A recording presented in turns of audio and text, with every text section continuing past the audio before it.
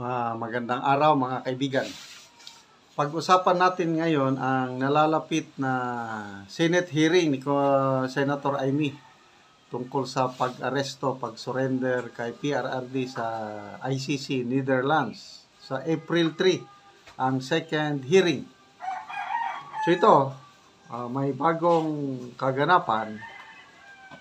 Ang mga cabinet officials na naimbitahan na mag-attend, hindi na sila ngayon mag-attend. Okay. So ito, post ng Inquirer.net. Sabi, read. Cabinet officials will not attend the upcoming Senate hearing on the arrest of former President Rodrigo Duterte is scheduled for Thursday, April 3. This was based on a letter from Executive Secretary Lucas Bersamin dated March 31, kahapon, and addressed to Senator Marcos and Senate President Francis Chis Escudero. Okay. So, basahin ko yung sulat Malacanang, 31 March 2025. Senator Francis Chis Escudero, Senate President, Senate of the Philippines, Pasay City. Senator Amy R. Marcos, Chairperson, Committee on Foreign Relations, Senate of the Philippines, Pasay City. Mr. Senate President and Senator Marcos. Okay, na. We respectfully write to you regarding the public hearings to be conducted by the Senate Committee on Foreign Relations. In the hearing held by the Senate Committee on Foreign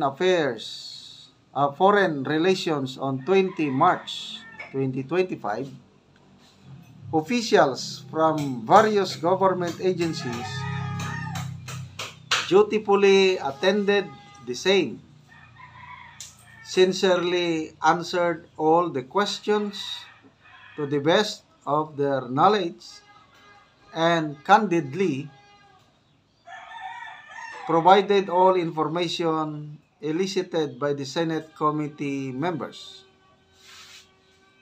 Given the extensive disclosures made, we believe that further participation may no longer be necessary at this time, especially considering that the Honorable Chairperson has publicly relayed her comprehensive findings hereon.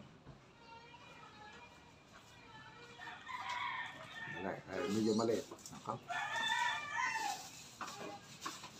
We reiterate our position on the extent of executive privilege in these proceedings, which we detailed in our letter of 20 March 2025. We believe that all matters not covered by executive privilege have already been extensively discussed.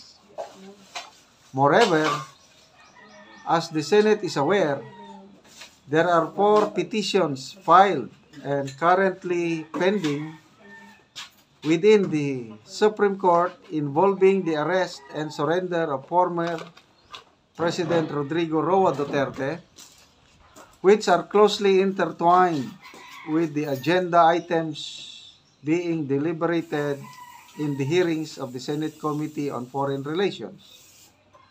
Accordingly, further discussions on the matters in the agenda of the hearing may constitute violation of the sub judice rule, which could unduly influence the ongoing proceedings. In light of these considerations, we must respectfully decline. Yan na. decline the invitation to attend the hearing. Nevertheless, we remain available to extend our full cooperation through other appropriate channels should there be any further clarification required within the bounds of law. Very truly yours, Lucas P. Bersamin, Executive Secretary. Ayan po. So, klaro sa sulat, walang mag-a-attend na cabinet officials. So, sino pang mag-a-attend? Kung cabinet officials, kasama na rin yung PNP kasi under sila ng DILG. I don't know kung anong mangyari. Walang mag-a-attend sa second hearing sa September 3. So, ano ang magiging reaksyon ng Senado o ni Senator Amy dahil dito? Ako, opinion ko lang ito. Lalong titindi yung hidwaan ng magkapatid. I'm sure, sa tingin ko lang, opinion ko lang ito, Senator Amy will not take this sitting down. Mapapahiya siya kung walang mag-attend sa kanyang scheduled hearing. Kaya ito, magkakaroon na ito ng banggaan, executive versus legislative. So ano sa tingin nyo? May magagawa pa? May maitutulong pa ba ang hearing ni Senator Amy dito sa nangyari kay Tatay Digong? Ano sa tingin nyo? Kung ako ang tatanungin nyo, kung meron man, konti na lang. Ang focus ngayon, ang labanan ngayon is doon na sa yung mga abogado. At naniniwala ko dahil magagaling yung abogado, lalo na si Nicholas Kaufman. Nako, yung statement niya is apply na sila ng interim release. Yun po ang pinakamagandang mangyari. Interim, para bang bail o piyansa. Para hindi naman nakakulong ang ating Tatay Digong. Yun ang mahirap, yung nakakulong siya. Di baling doon lang siya sa Netherlands. Kahit hindi mo na, kung hindi allow ng korte na pabalikin dito, okay lang sa akin. Basta nasa labas siya ng detention facility para mag-attend kung may hearing. So, pagdasal natin na mangyari yun. Ito kay Senator Amy, don't know kung anong mangyari. Kasi i-dededma siya ng mga cabinet officials.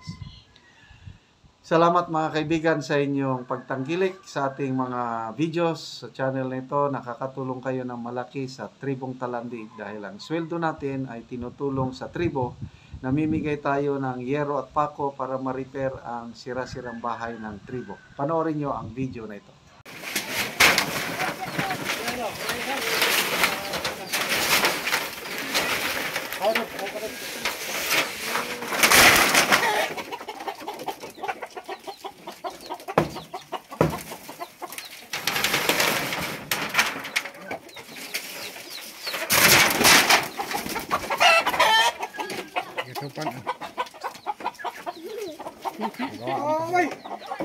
Pangayo na! Pangayo na!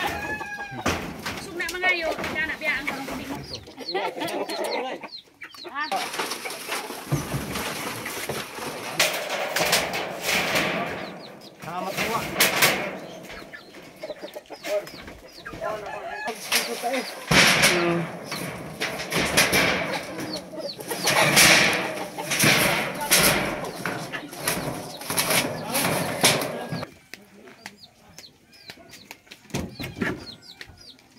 Haligid. Salawan ang hindo. Sa igami ka sa ila sa kanino.